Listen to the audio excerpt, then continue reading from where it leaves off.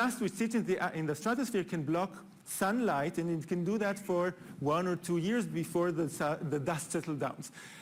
You expect this dust to reflect some of the sunlight and therefore cool the Earth. And you know there are measurements which tell you how that changes the radiative forcing. You can plug that into global circulation models and see by how much the temperature should have decreased. And in fact, when you look at the global circulation models, you see that when you had large volcanic eruptions, the model give you that the temperature should have decreased by quite a lot. In fact, the models give you that such large volcanoes should decrease the temperature between 0.3 and 0.5 degrees. In reality, whenever we had large volcanic eruptions, the average temperature decrease, this is the temperature before and after the 6 strongest volcanic eruptions since Krakatoa, you see that the temperature decrease has been, on average, 0.1 degree. Why is that? That's so because the global circulation models are too sensitive. They're more sensitive than reality. Okay. Now, if we're talking about sensitivity, let's try to understand where the source of the problem resides. We know that when we heat the Earth, because, for example, we double the amount of CO2, we change the energy budget. If Earth didn't change anything except increase the amount of CO2, what we would expect is to see a temperature increase of 1.2 degrees Celsius. Now, in reality, Earth changes as well. If you heat the planet, then you also heat the oceans. You get more evaporation. Water vapor is a good greenhouse gas, so you get a positive feedback which increases the temperature even more. But if we have more water vapor in the atmosphere, we also form more clouds. And it turns out that clouds are the dominant uncertainty in global circulation models. One model can give you, has one recipe for the clouds, and it will tell you that the clouds will change by a little bit. Another model will tell you that the clouds will change by a lot. And this gives a change in sensitivity. I mean, you can play with this recipe for cloud cover and get sensitivities between, say, 1.5 or 1 degree increase to 5 degree increase for doubling the amount of CO2 just by playing this with this recipe. And this you can see with this graph.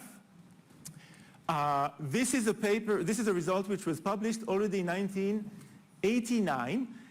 What you see here, this is the sensitivity of the climate models, and this is a range of climate models that were in existence back then. And here what you have is the inherent sensitivity or feedback that the model has through cloud cover.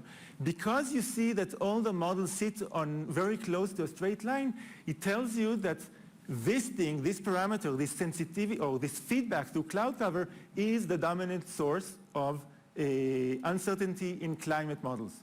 Okay, so the reason the IPCC cannot predict the temperature increase is that because nobody knows what is the correct recipe to use in order to describe by how much the cloud cover is going to change if you heat the planet by a given amount or you change the amount of water vapor.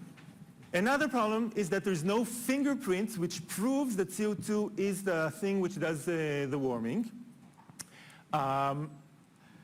Now, someone would say, just a second, we saw Al Gore's science fiction movie, and in that movie, we have seen Al Gore show us this graph where you have a CO2 reconstruction and temperature reconstruction from ice cores, which were drilled in Antarctica in this case. And he tells us with his authoritative voice, the relation is complicated, but we see that when there is more CO2 in the atmosphere, the temperature is higher. Why? Because he wants us to believe that CO2 causes a large temperature increase. What he doesn't tell us is that when we have ice cores with a good enough resolution, which is usually ice cores coming from Greenland and not from Antarctica, you see that always you have a lag such that CO2 lags behind the temperature and not vice versa. Okay, so how can the CO2 affect the temperature before it itself is affected? I mean, we know that CO2 must have some effect on the climate, but this correlation that Al Gore has shown us doesn't prove anything or doesn't quantify anything in this direction.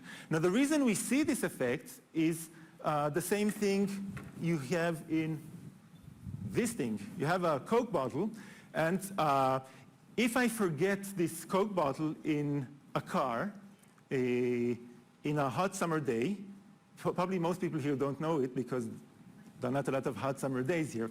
But if I forget it in Israel and I open the Coke bottle, what will happen is that everything will fly out. And the reason is that what we have here is CO2 which is in the air and CO2 which is dissolved in the Coke, and we have much more CO2 which is dissolved in the Coke. And this CO2 is in some balance between CO2 which is dissolved and CO2 in the air.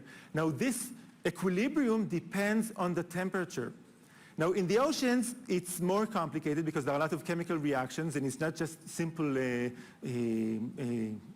dissolution in the ocean, but still in Earth we have that there is 70 times more CO2 in the ocean than there is in the atmosphere, and the equilibrium between CO2 in the atmosphere and CO2 in the ocean is temperature dependent.